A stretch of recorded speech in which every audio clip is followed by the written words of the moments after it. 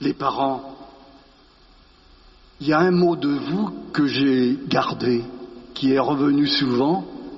Nous sommes fiers de toi. On peut être fier de croire. Les garçons et les filles qui êtes là, je voudrais d'abord vous dire merci. Merci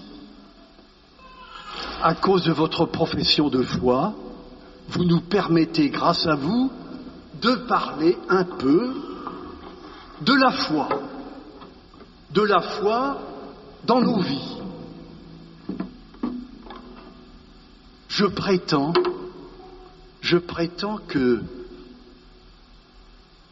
la foi est aussi indispensable dans nos vies que l'air pour respirer. Et tout être humain a l'expérience de la foi. Tout le monde, sans exception.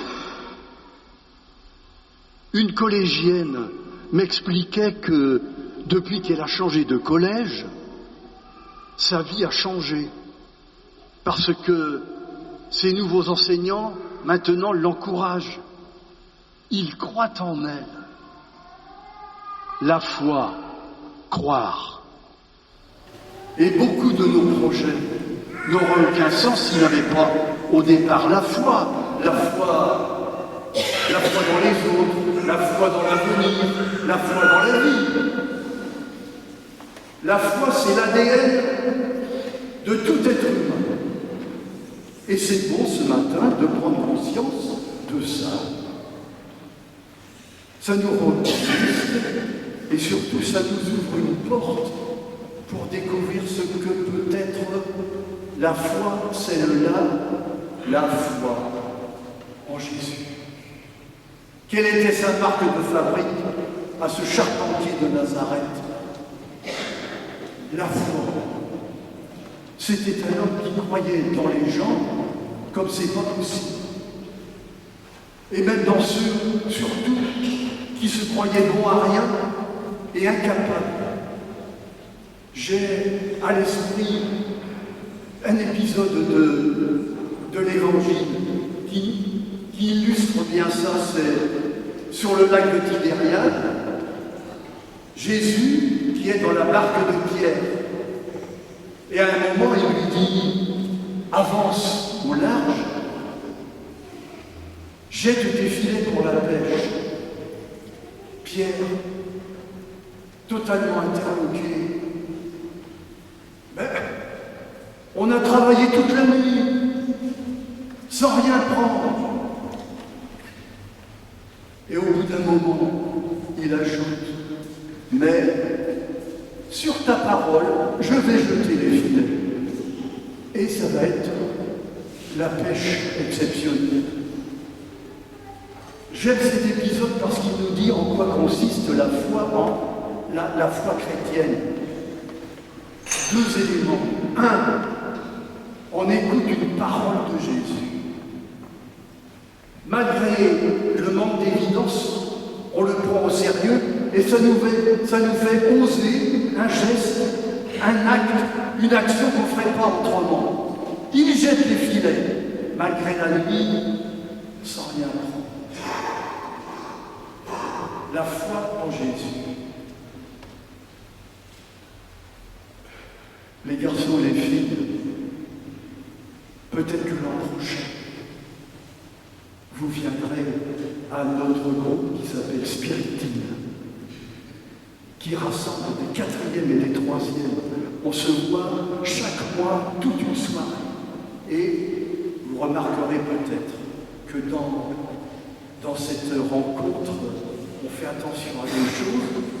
Jésus est toujours présent et surtout, on se donne des idées pour oser des gestes. Parce que si dans ta vie, tu n'oses pas de gestes à la suite de Jésus, ta foi est cool.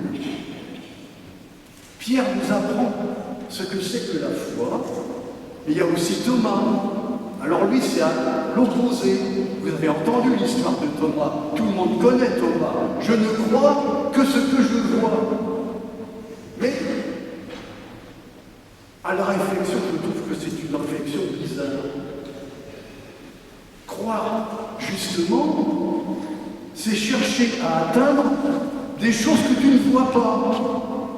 Et quand tu le vois, quand tu l'atteins, tu n'as plus besoin de croire, puisque tu le vois. La foi, c'est ça qui te permet de te mettre en route pour mieux voir.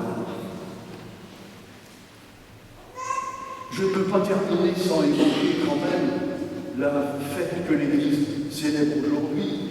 Elle appelle ça la fête de la Trinité. Vous savez, la foi sans limite de Jésus dans les gens, vous savez d'où elle vient? De quelqu'un que ni vous ni moi n'avez jamais rencontré et qu'il a tenu à nous faire connaître. Il l'appelait ce quelqu'un son Père, qui nous communique son dynamisme grâce à un souffle qu'il appelle l'Esprit Saint. Jésus, le Père, l'Esprit. C'est mystérieux tout ça. La foi chrétienne est mystérieuse, ça ne veut pas dire que c'est idiot de croire. La foi est mystérieuse, c'est-à-dire qu'elle nous met en route pour chercher et trouver. Et quand tu trouves, tu es heureux. Chercher, trouver et chercher encore. Si vous en manquez celui-ci, voilà un sujet de conversation à table, celui-ci.